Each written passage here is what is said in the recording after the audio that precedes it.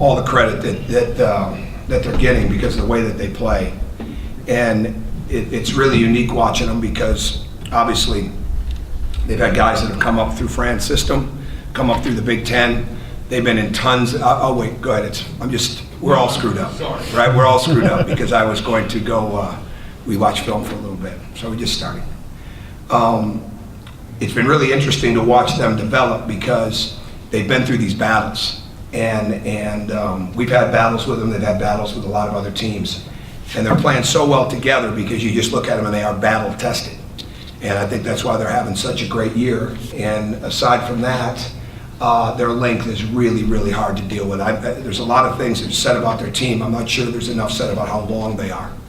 And they cover a lot of ground, and they don't overhelp, and they can mix defenses, whether it's the man-to-man, whether it's the zone, whether it's the press, and they don't gamble. They disrupt you in a big way, and they're really, really good defensively. And now you take that into the fact that they've got a tremendous fast break, and the fact that so many guys can score. And the redshirt freshmen that they're playing are like veterans, and the veterans are real veterans. And the unselfishness that they play with, the ball movement that they play with, the physicality, certainly the numbers bear it out with their shooting, with their rebounding, with their assists, with their lack of turnovers, and with their defensive numbers. And for us to win the game, we're going to have to be all that and more. And we've really got to do a great job of not playing into their hands by not getting back at a high rate defensively, by not moving the ball, or by moving cutters around. We're just starting, Mike. All right, and moving cutters around. And we've got to do an excellent job of being on the glass because they're rebounding at such a high rate. So great respect for their program. Fran McCaffrey's certainly not only one of the best coaches in our league, one of the best coaches in the country, and he has been for a long time. And proven winner and a proven builder, and it's going to be a great challenge. But we're looking forward to it. We're excited about the fact of being home. We're excited that we should have a great crowd with a lot of energy, and we're excited to be playing a team like this that's such a really good team, and see where we stand as we go into it. So go ahead. You talked the other night on the radio show about kind of getting back to some basic things, feeding the post and spacing and things like that. How do you balance that with preparing for an opponent who throws? I think both. I think we've done both. We practiced Sunday night, which we were going to do anyways, based on the week, because it's the first time in a long time we hadn't had a Tuesday.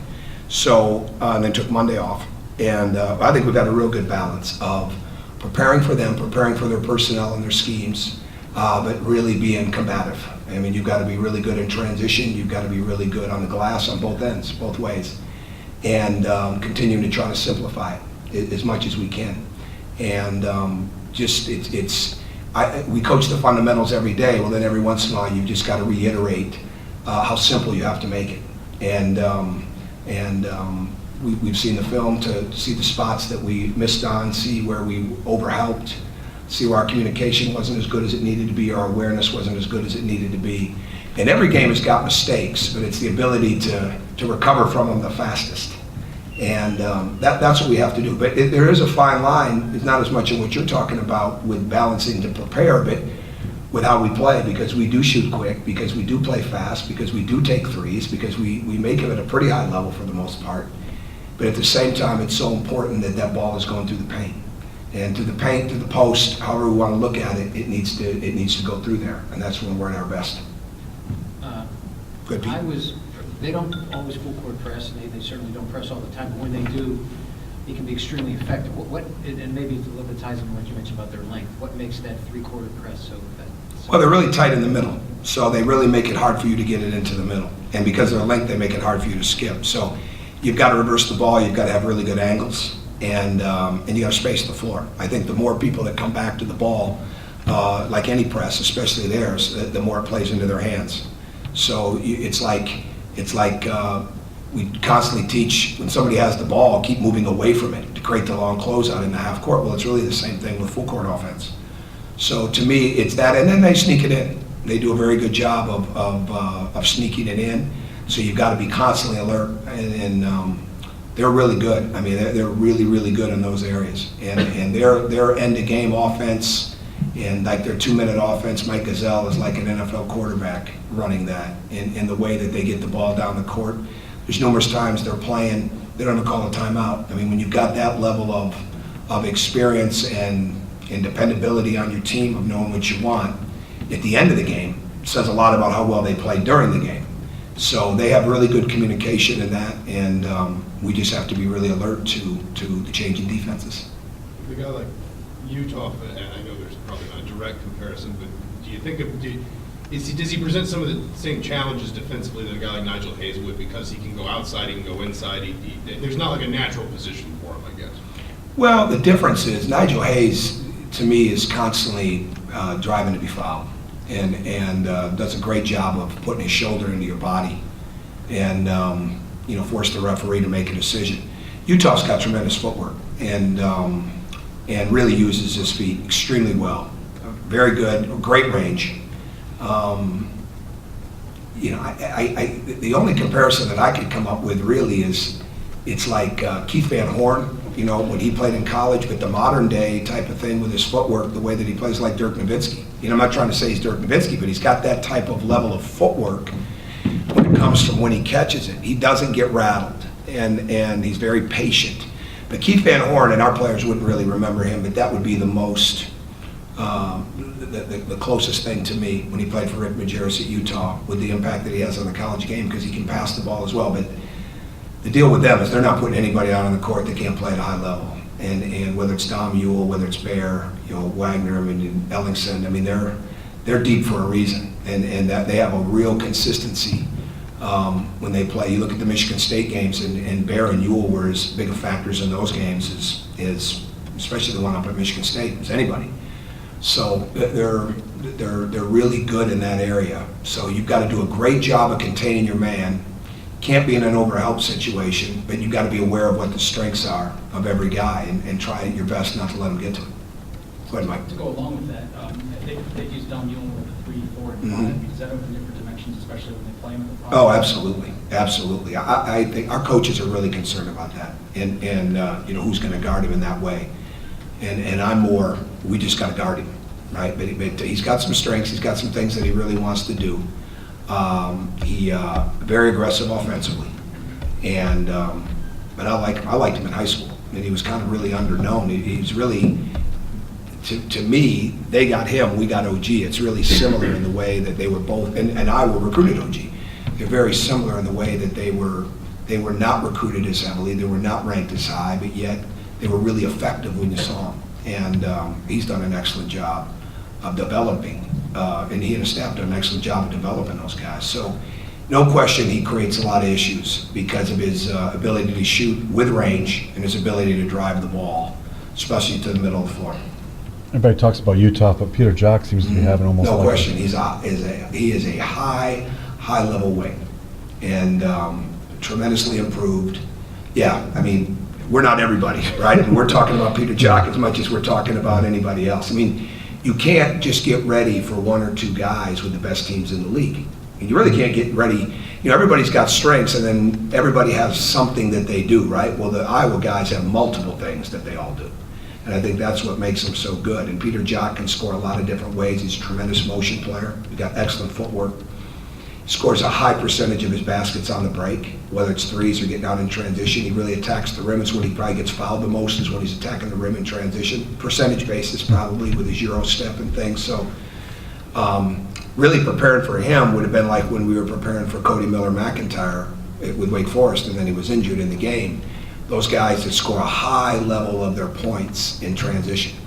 And needless to say, he's very good in the half court. Great reads because of their system of motion offense. I mean, their motion offense is really, really, it's unique because it goes different ways. It's, basically they do such a great job of what we call it a gaggle, when there's 3 guys on a side. And they do a really good job of having 2 guys on one side, 3 guys moving on the other side. You've got to be aware of everybody. And he does an excellent job of getting what he wants. And then there's some games that they'll say, okay, this is what we're going to get, it looks like, and they run it 2 or 3 different ways. But when you have multiple dimensional guys that can make reads on the screens and get to the glass and post up, like really all of them can, makes them unique, and that's why Peter Jock is so good. Scoring-wise, Colin Harmon has been doing a lot, just putting up points. Is that more representing him, making him do a lot of other stuff for you guys, or is he just kind of struggling with that? I don't think he's struggling. I don't think he's aggressive enough. I don't think he's aggressive enough looking for a shot. And he missed some the other day. But we just need to play, again, I'm at a point with those guys, like, when we're not moving as well, and I probably should have called more plays the other night, in all honesty. You know, when we're moving and flowing, we're just playing out of concepts. And when we're not moving and flowing the way we need to do, then we need to run more set offense. But we also need, the bottom line is that the ball needs to go through the paint. And I thought the other night Colin was rushing, and I think he was playing a little too fast, even though he does a really good job of playing fast.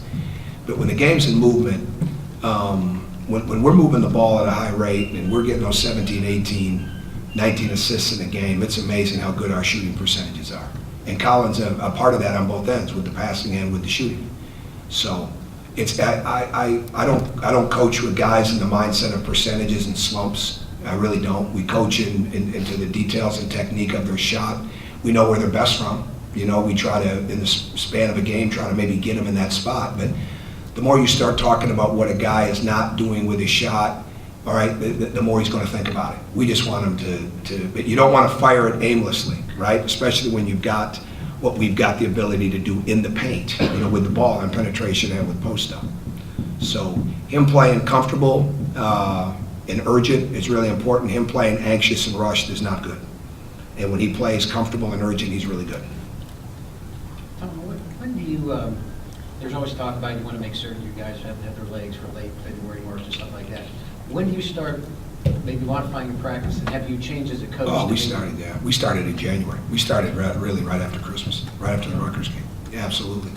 And Is that earlier than you did? absolutely, because the rules have changed. I think they're playing basketball for so much longer, right? And a year ago we went to Montreal, and you had that time with your team and the practices. But I think you read it, and we still spend a lot of time together. And when we're aggressive and physical, we really don't have. They know the difference between really being high throttle and being in a walkthrough, and we rarely mix them, right? It's either going to be one or the other. And then there's times for us to get into the walkthrough part of it.